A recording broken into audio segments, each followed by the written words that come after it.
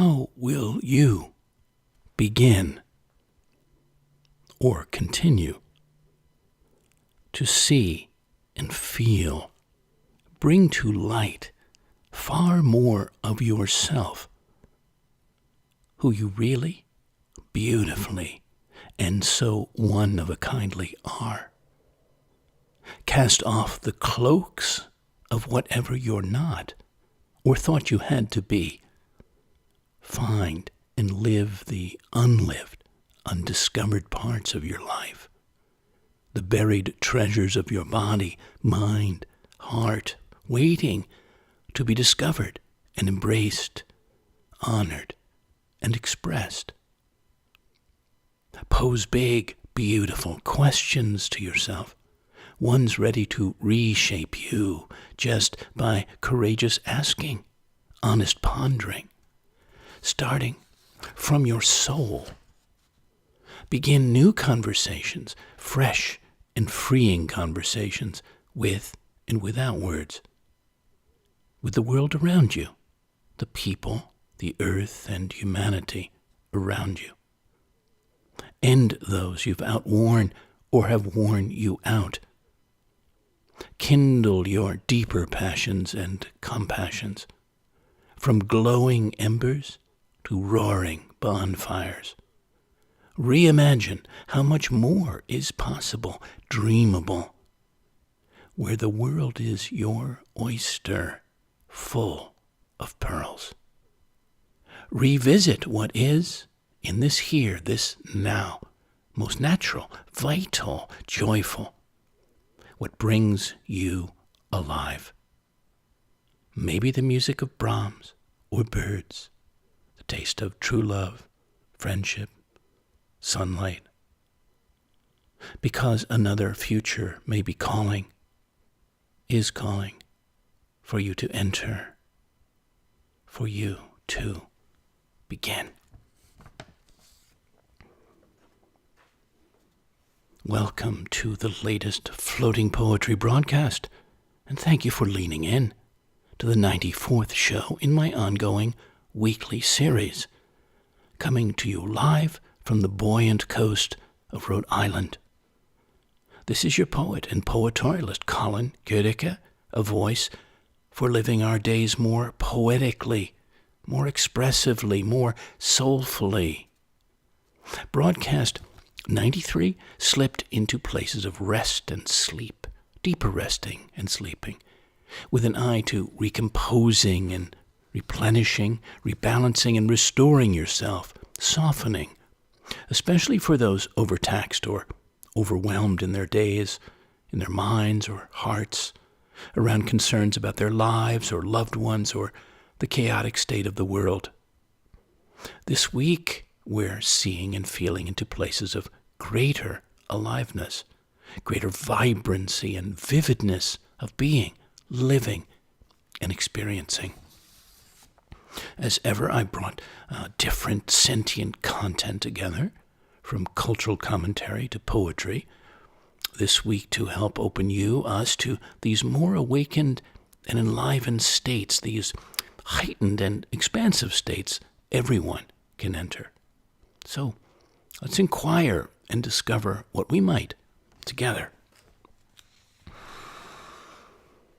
Let's start with a poem of mine from the South Fork of Long Island one June, years back, inviting us to look and feel and go beyond. Far Beyond Your Follies is the title of the poem. Far beyond your follies and fallibilities.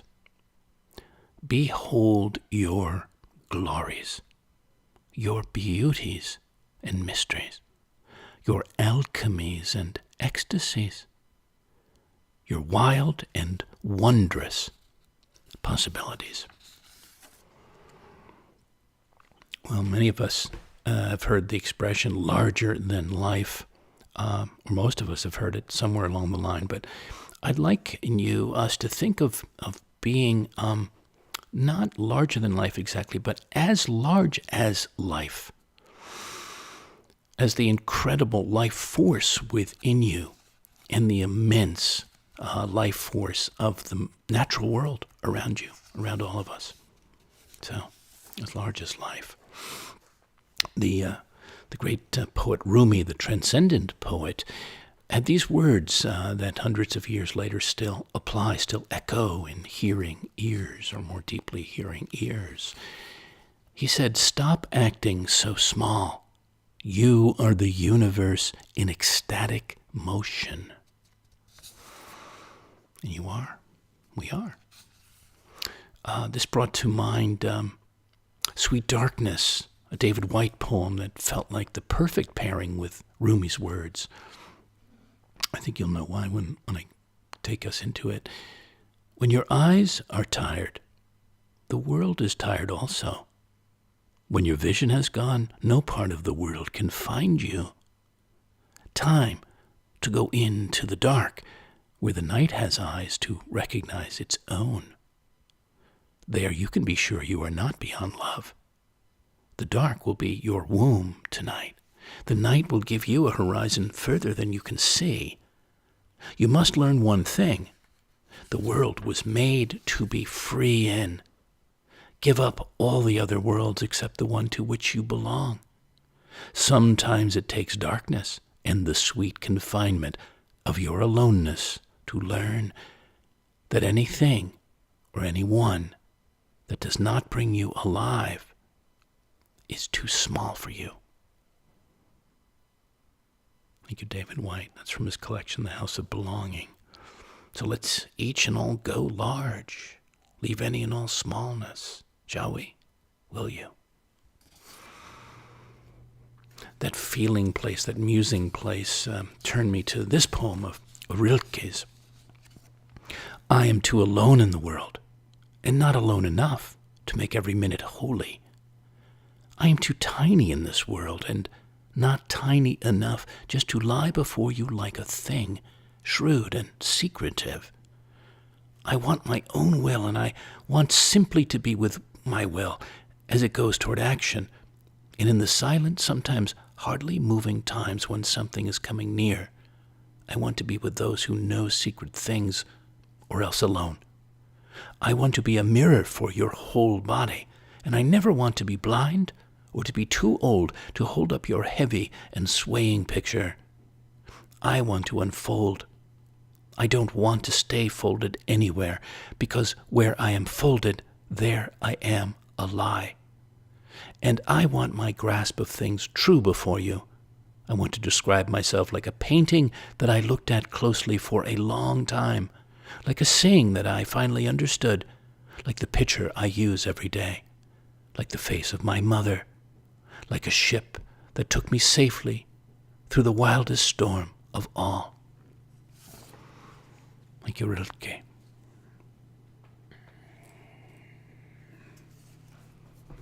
I've spoken and written and created visual poetry illuminating the connection I feel to our wilderness, our nativeness, our more untamed selves, natures.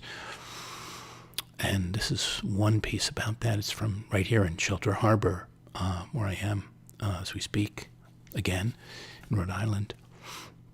This was last spring, a year ago. It's called Being.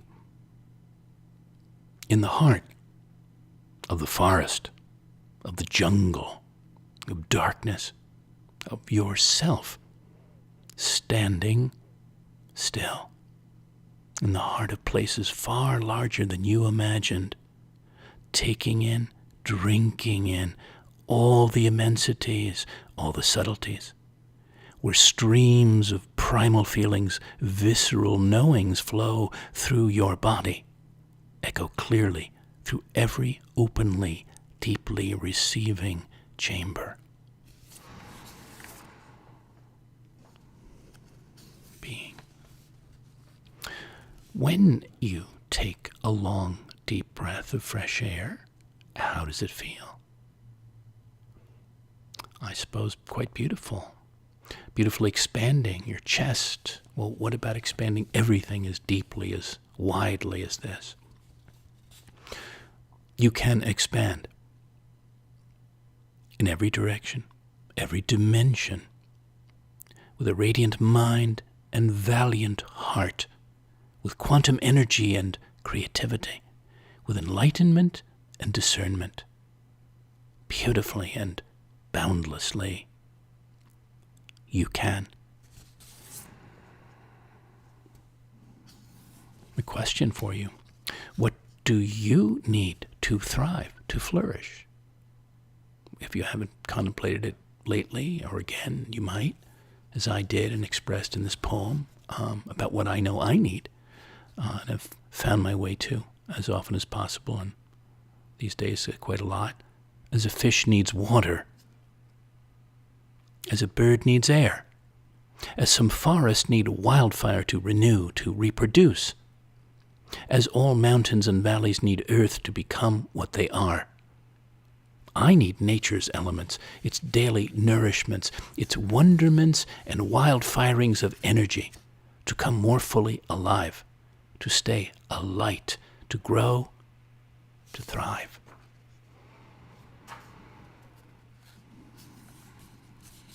What about the great aliveness that flows when we're in love? Loving greatly and being greatly loved. This is Amy Lowell's poem, Venus Transiens. Tell me, was Venus more beautiful than you are, when she topped the crinkled waves, drifting shoreward on her pleated shell? Was Botticelli's vision fairer than mine, and were the painted rosebuds he tossed his lady of better worth than the words I blow about you to cover your too great loveliness, as with a gauze of misted silver? For me, you stand poised in the blue and buoyant air, cinctured by bright winds, treading the sunlight, and the waves which precede you ripple and stir the sands at my feet. Thank you, Amy Lowell. How beautiful. And May Swenson's poem, Digging in the Garden of Age, I uncover a live root. She wrote this for E.W. I'm not sure who that was, but obviously a love. The smell of wet geraniums. On furry leaves, transparent drops rounded as cat's eyes seen sideways. Smell of the dark earth and damp brick of the pots you held, tamped empty. Flash of the new trowel, your eyes green in greenhouse light. Smell of your cotton smock, of your neck in the freckled shade of your hair. A gleam of sweat in your lips scoop. Pungent geranium leaves, their wet smell when our widening pupils met. Thank you, May Swenson. James Hillman, the wise American psychologist, wrote, for a relationship to stay alive, love alone is not enough. Without imagination, love stales into sentiment, duty, boredom. Relationships fail not because we have stopped loving, but because we first stopped imagining.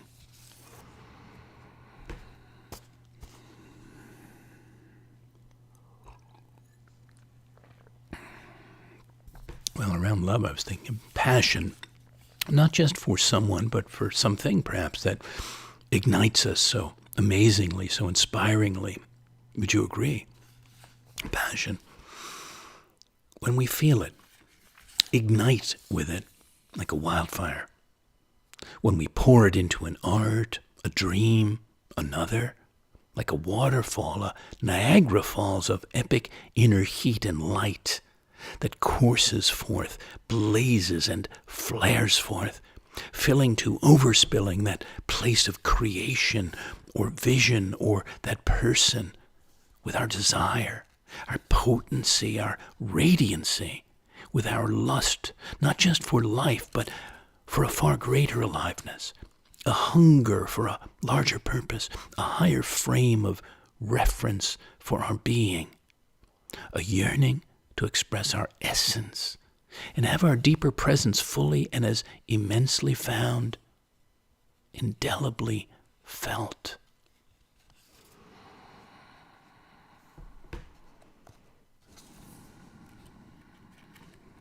And there's the buoyancy, stories, can bring us, can float us on, can lift us on the wings of. Think of the stories and storytellers who've taken you on wonderful armchair journeys at times. I can think of quite a few and listened to or read or heard. My father was certainly one of them, as was my grandfather. They were great storytellers. Maybe that's the storytelling gene and my brother and in the family, just right there. I think that might have been one of the things that started the whole business with me. But this is a poem called Weightless. A state of lighter than airness, free of stress, strain, zero gravity, only a cork-like buoyancy of body, which Sir Isaac would be intrigued but not amused to discover. Only here in the theater of all possibilities, where the actors can be and do anything the storyteller wishes between the stage and the ceiling.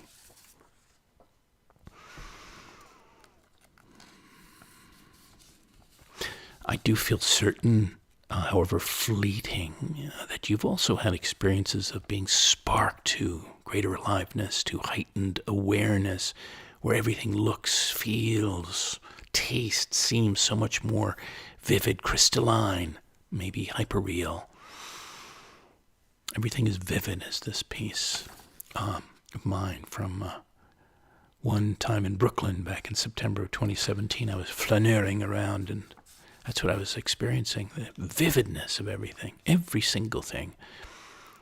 The curled brim of that leaving man's dove-gray fedora. The clear light falling on this young girl's yellow hair.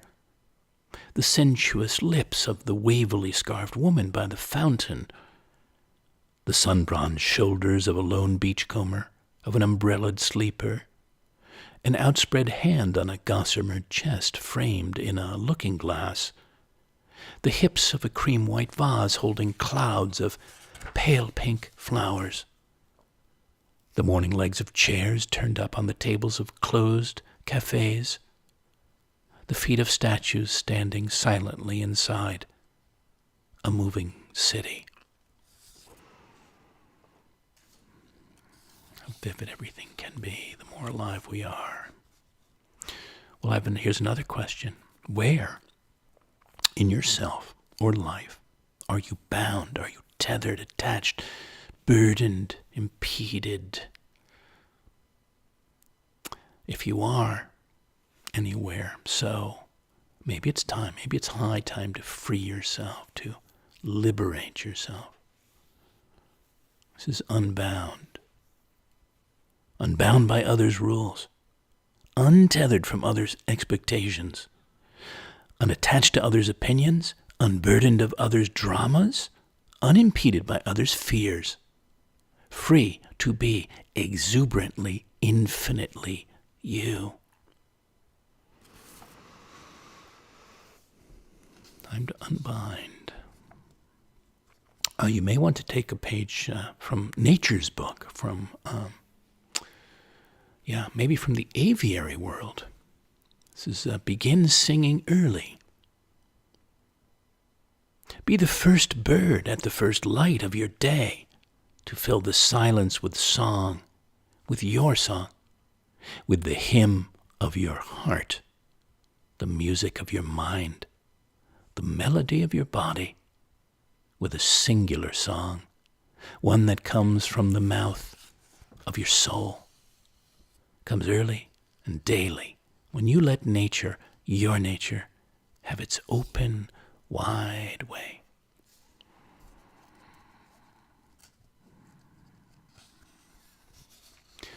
Yes, none of us are that unaffected in some form in our consciousness or actually moving through these many trying times in our world right now, uneasy times. Yet we can, and I think must, instead of descending into gloom, ascend into all things uplifting and enlivening inside and around us, whatever those touchstones may be, and inside or out. And I call this in with the good air.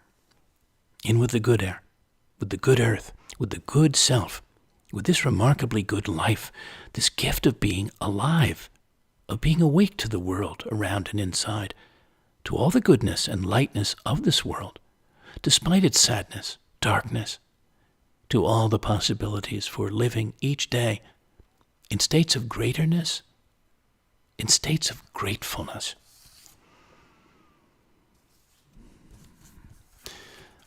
Rilke, who I had read that poem by earlier, in his marvelous book, Letters to a Young Poet, he believes sadnesses are part of the strangeness in which we must make ourselves at home in order to have a full life. So it's not as if we ought to avoid them, but to let them move through us. Or I'll use his words here. He's writing this poet and said, if only we arrange our life according to that principle, which counsels us that we must always hold to the difficult, then that which now still seems to us the most alien will become what we most trust and find most faithful. How should we be able to forget those ancient myths that are at the beginning of all peoples, the myths about dragons that at the last moment turn into princesses? Perhaps all the dragons of our lives are princesses who are only waiting to see us once beautiful and brave. Perhaps everything terrible is in its deepest being something helpless that wants help from us. So you must not be frightened. If a sadness rises up before you larger than any you have ever seen, if a restiveness like light and cloud shadows passes over your hands and over all you do, you must think that something is happening with you, that life has not forgotten you, that it holds you in its hand. It will not let you fall. Why do you want to shut out of your life any agitation, any pain, any melancholy, since you really do not know what these states are working upon you? Thank you, Rilke. Well, to me it's also essential to hold fast to our true hearts, our true norths, that deepest belief in our own selves and possibilities, no matter what. Otherwise, where are we? This is once you stop believing. Once you stop believing in yourself, the deepest dreams, desires of yourself, your heart, your soul, cease to bloom, green or grow. Once you stop believing everything is possible, creatable, everything becomes impossible, impenetrable. Once you stop believing in another, even a once cherished lover, a life and love with that other becomes lifeless and loveless. However sad or surprising such unbelievings, ceasings happen, maybe or mostly to show those of us awake enough the frightening, life-denying power of our beliefs. Yet maybe, or also on the higher side, to reveal their life-affirming power, the way oases can flow in deserts, the way fresh waters can spring from mountains.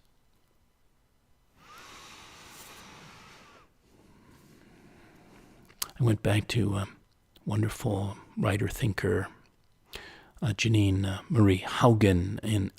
She's comes from animas.org on wild imagination, and she had sort of an antidote, I guess I would say. And this piece is from Parabola magazine. Just a couple of slices of it.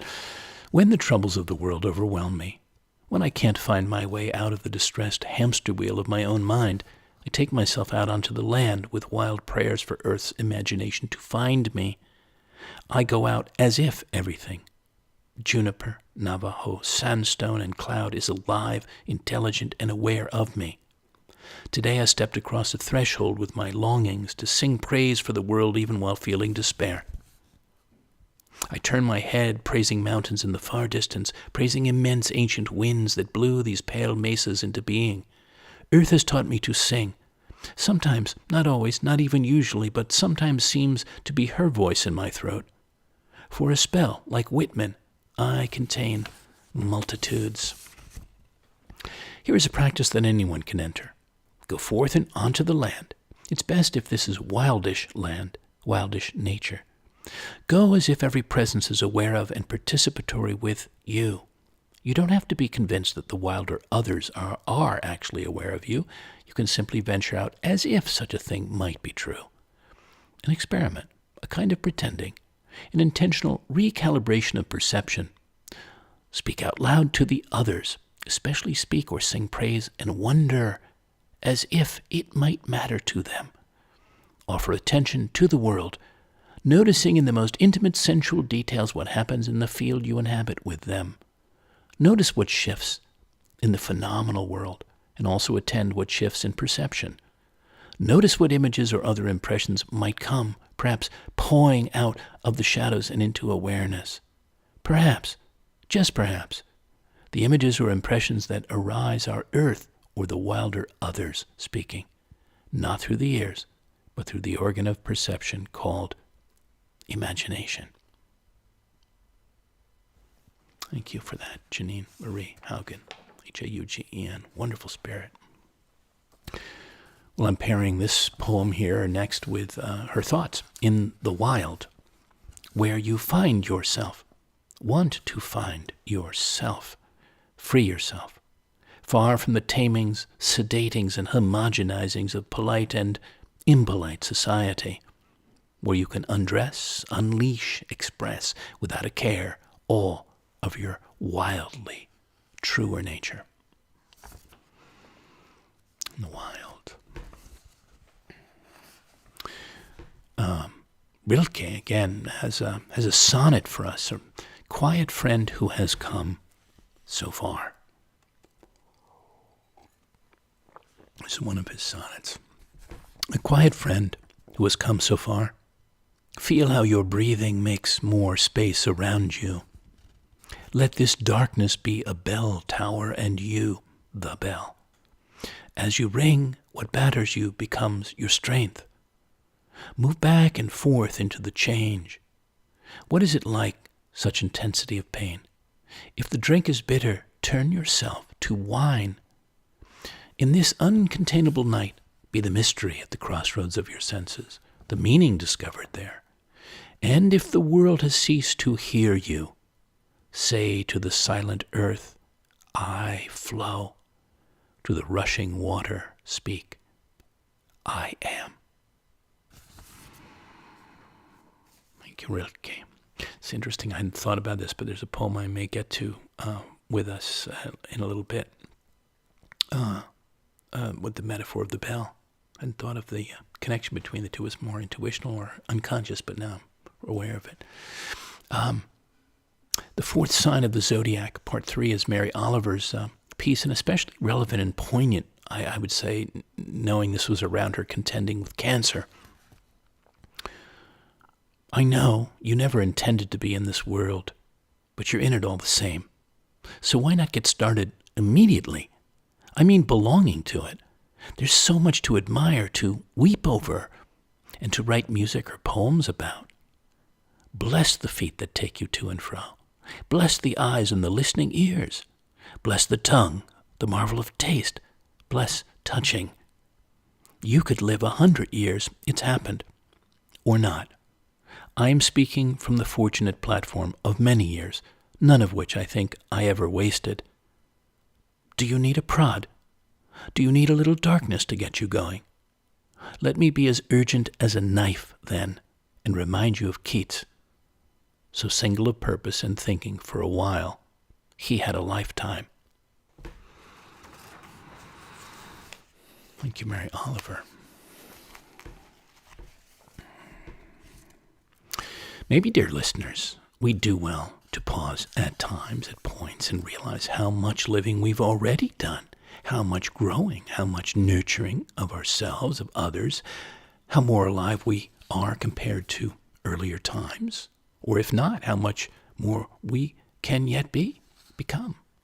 This was actually written for a wonderful friend of mine in Boston, Concord actually, in Rose Felix.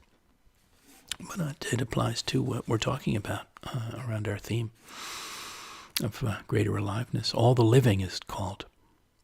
Look at it. Think about it. Feel into it. All the living you've done. The oceans of loving you've had and shared. The seekings and findings from your first day to this. All the girl and womanhooding, sistering and daughtering, friendshipping and childbearing, partnering and parenting, all the growing and learning, mentoring and entrepreneuring, seed sowing, dreaming, believing, becoming. How wondrous, how courageous, how worthy of praise you are in the heart and soul that continue to light your way. So, I'm sure you could substitute some of your own words for some of the ones I had for her.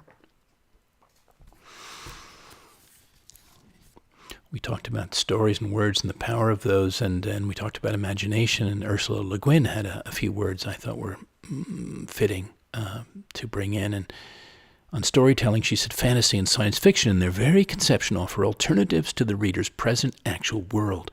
Young people in general welcome this kind of story because in their vigor and eagerness for experience, they welcome alternatives, possibilities, change. Having come to fear even the imagination of true change, many adults refuse all imaginative literature, priding themselves on seeing nothing beyond what they already know or think they know. Well, thank you, Ursula Le Guin, and I think we don't want that, do we? I doubt anybody listening would want that. Writer from the early 1900s, 20s, 30s, in his book, The Astonished Man, says about storytelling, writing sets ablaze a whole pandemonium of ideas, illuminating a chain of images before reducing them to crackling embers and crumbling ash. But through the flames set off the alarm, the spontaneity of the outbreak remains a mystery. For to write is to be burned alive, but it is also to be reborn from the ashes. Isn't that wonderful? Sometimes I feel like that. Yeah, so he's one of my touchstones. Interesting fellow. I was contemplating thresholds as I curated our material for this broadcast, and if you were on the verge or threshold of any life-changing or path-choosing kind, this poem may speak to you. On the verge, on the shore, on the threshold, on the frontier of a new year, of possible leavings, steppings, crossings you greatly want or greatly need to make, to places of larger being that are calling, may have long been calling, cannot go unheeded, places of wider opening, deeper engaging, that are waiting, places you and your knowing soul belong.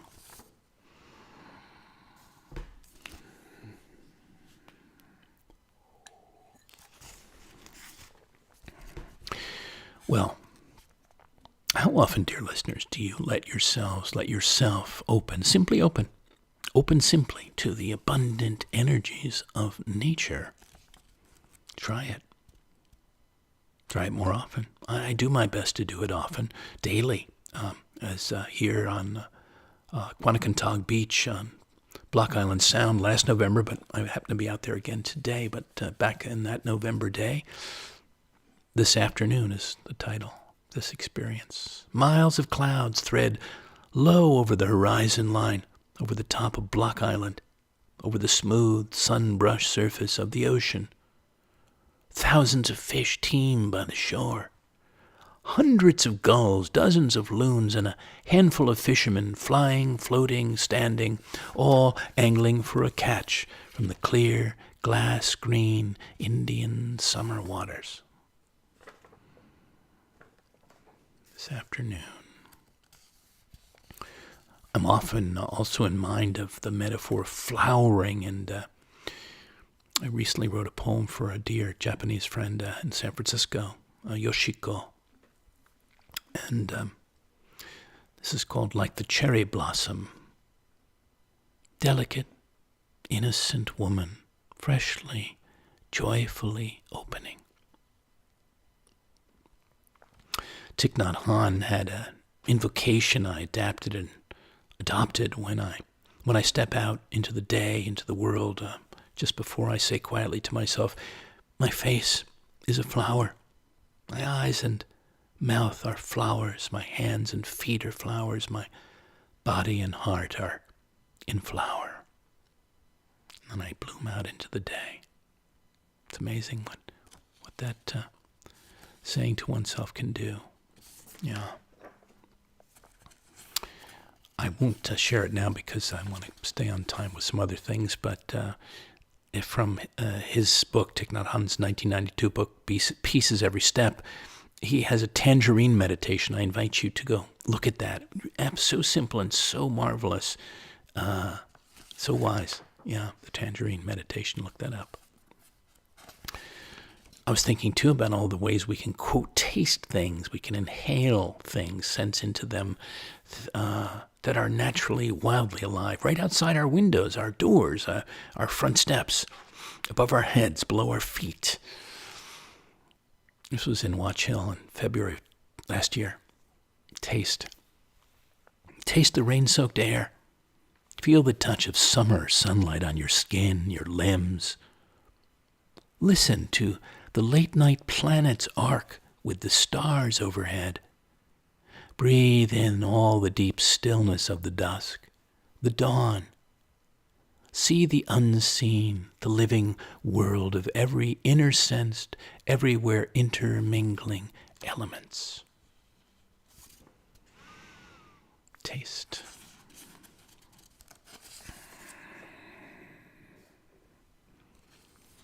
And I think we need to come to gratefulness, touch in there everywhere we can. You can, because it does enlarge and inspirit us in its own way.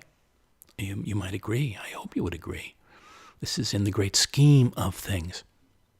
Between and around the sweeps of history, the leaps of science, the frontier crossings of technology, the arcing and blending of cultures and philosophies, are the epically simple wonders of loving and being loved, seen, heard, breaking bread with friends, finding meaning in each day, feeling moments of sheer aliveness, wholeness, radiant here-ness, appreciating all the gifts, the remarkable, irreplaceable gifts of yourself and this heavenly, earthly life.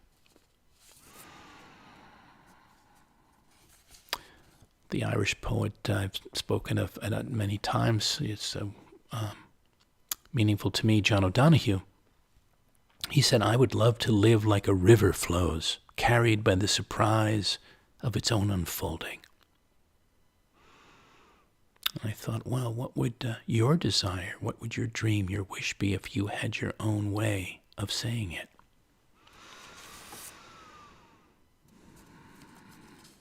Are you actively, intently making and shaping and infusing your life? Or passively letting it happen to you? Those are very different ways of going about it. But just remember who the artist is of it all. The artist is you. A great and constant creator who brings such original shape, color, presence to yourself, to your life, to your world.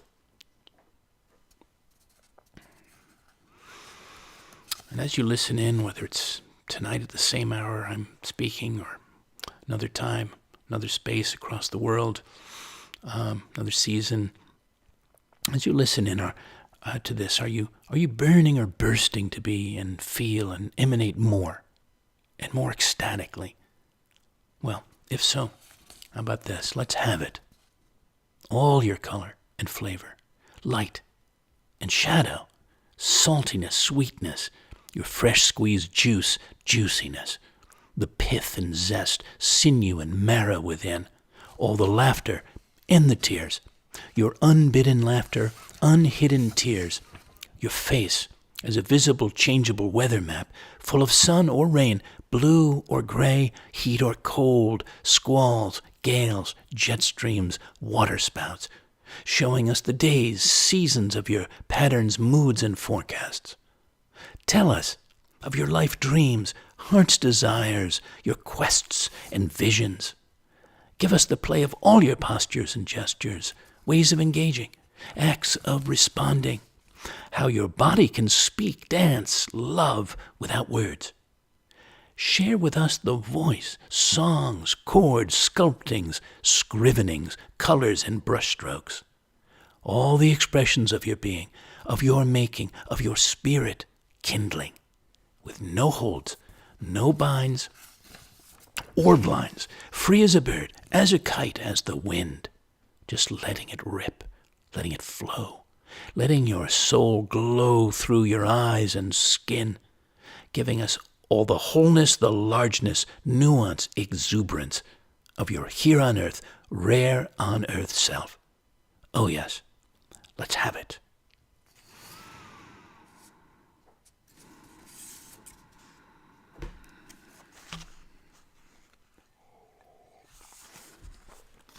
Okay, on we go. This is a poem for a spirit sister, Barbara Ann Michaels, on her 51st birthday. A way to honor and celebrate her vital spark of being, her bright life force. And isn't this kind of affirming part of nurturing aliveness, not just inside of us, but around us? I think it's important for us to light the flame of it in other people wherever we can, or help kindle that. I do that as often as I can, calling out beautiful truths about friends and sharing my love and appreciation for them, whether you fell from the sky, late one night on earth, like a shooting star, or arose from the blue-green garden of the sea, from some deeply mythical place. We may never know, but can surmise. What we do behold is the presence of a wild, bright being in our midst. What we can feel is the goodness of a goddess flowing her beauty and mystery, passion, imagination, through our bodies, through our hearts, through our lives.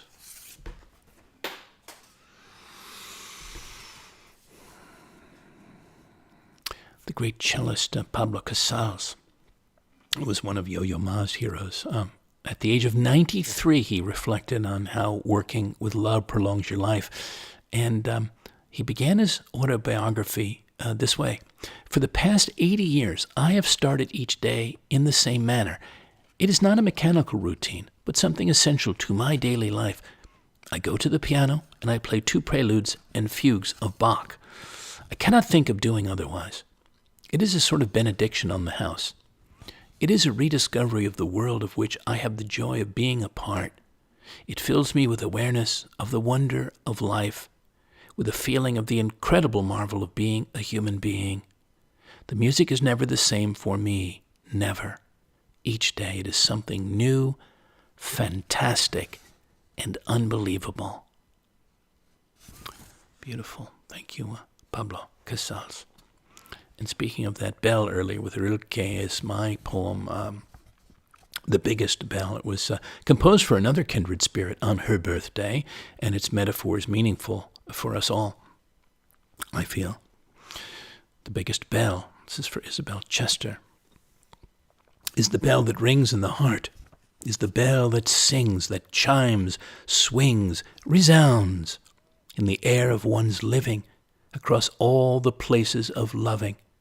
From the center of being is a peal that's ever clear, crown to mouth, waist to toe, the bright, ringing call of a beautifully made bell of your being.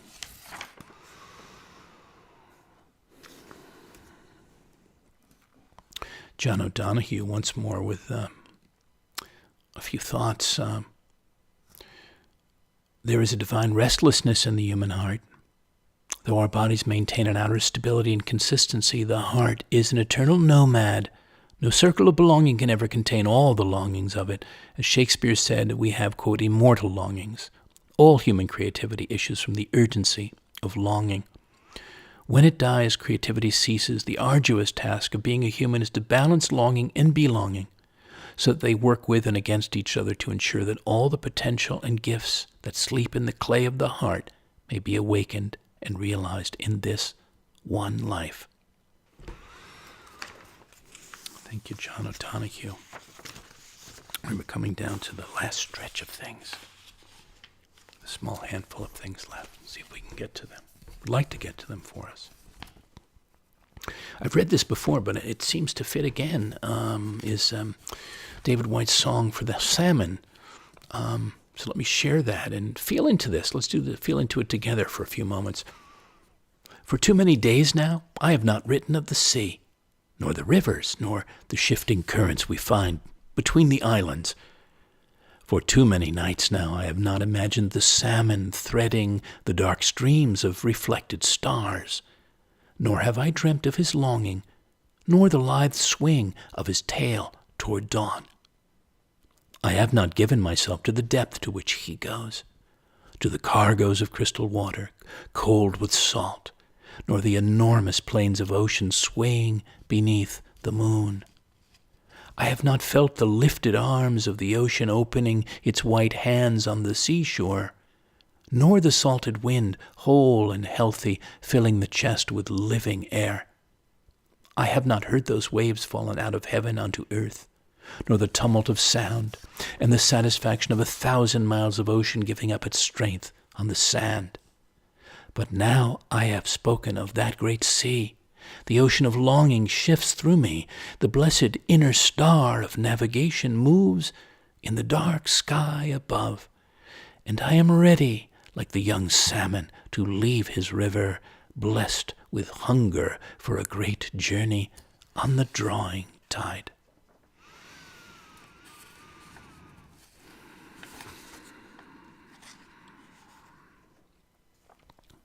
The applied mythologist Michael Meade. Each personal crisis and life transition can evoke the esoteric pattern of the soul and the deep self waiting to awaken within us. The presence of the greater self is what shifts the ground of trauma and heals the aching soul. As things fall apart all around us, the deep self seeks to awaken our primary impulses toward creativity and the essential urge to become who and what we are at our core. The inner alchemy of the soul includes the subtle ground of unity, but also the vertical imagination that connects heaven and the earth. The winding paths of initiation and individuation, along with the age-old practices of meditation and creative work, can all serve as approaches to the deep self, waiting to be found within. Thank you, Michael Meade. A reminder to us. We are each something greater already, and thinking and feeling toward that, letting that feeling, that thought suffuse you, opens a channel to embodying it. This is something greater. You are not only a branching tree or rushing river, a green valley or dusk blue mountainside. You are a landscape. You are not only a deep current, breaking wave, or high rising tide. You are an ocean. You are not only a swirl of musical notes, melodies, or major chords. You are a symphony. You are not only a ply of colored threads and intriguing weaves. You are a tapestry. You are not only a sole star shining, or lone planet spinning through an infinity of space. You are a constellation.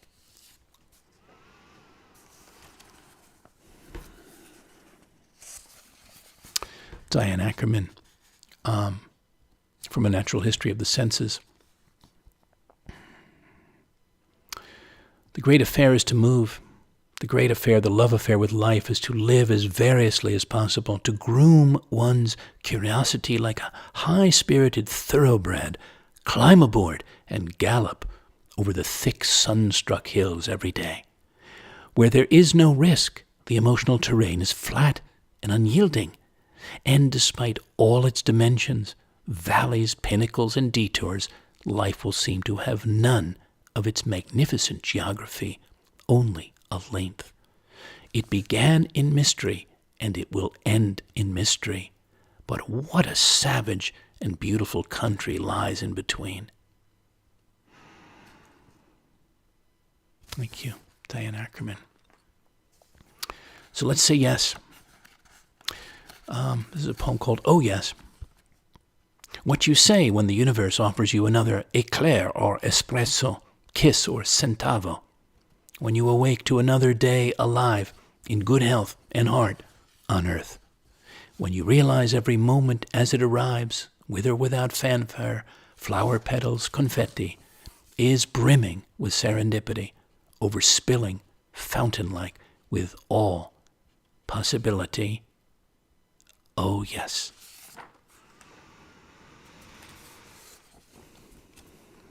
From Shakespeare's Tempest, Prospero speaks. Our revels now are ended. These are actors. As I foretold you, we're all spirits and are melted into air, into thin air.